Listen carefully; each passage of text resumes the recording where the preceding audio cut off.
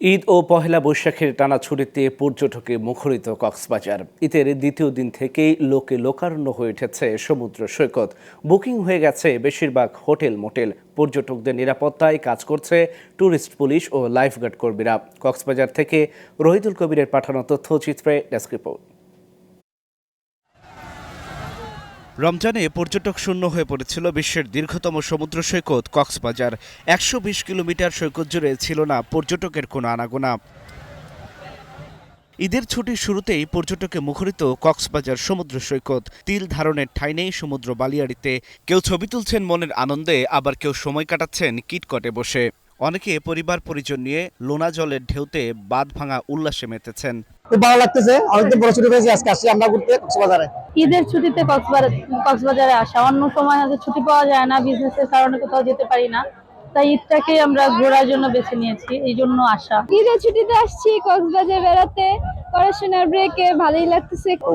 মজা করছি, ঘুরতেছি, আনন্দ লাগতেছে। দেশের বিভিন্ন প্রান্ত থেকে আসা পর্যটকরা যেন পানিতে নেমে কোনো দুর্ঘটনায় না পড়ে সেজন্য সজাগ আছে লাইফগার্ড কর্মীরা। ওয়াচ টাওয়ার থেকে সার্বক্ষণিক পর্যবেক্ষণ করা হচ্ছে।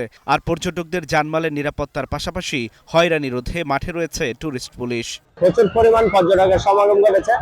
আমরা 3টি বিচে আমাদের লাইফগার্ড সেবা প্রদান করছি, কলাতুলি, সুগন্ধা এবং লাবণী বিচ।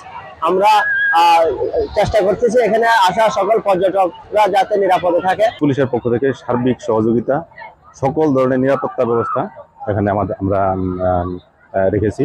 বিশেষ করে আমাদের প্রত্যেকটা বিচে টহল পার্টি আছে, তারপরে সিভিল গোয়েন্দা বাহিনী আছে।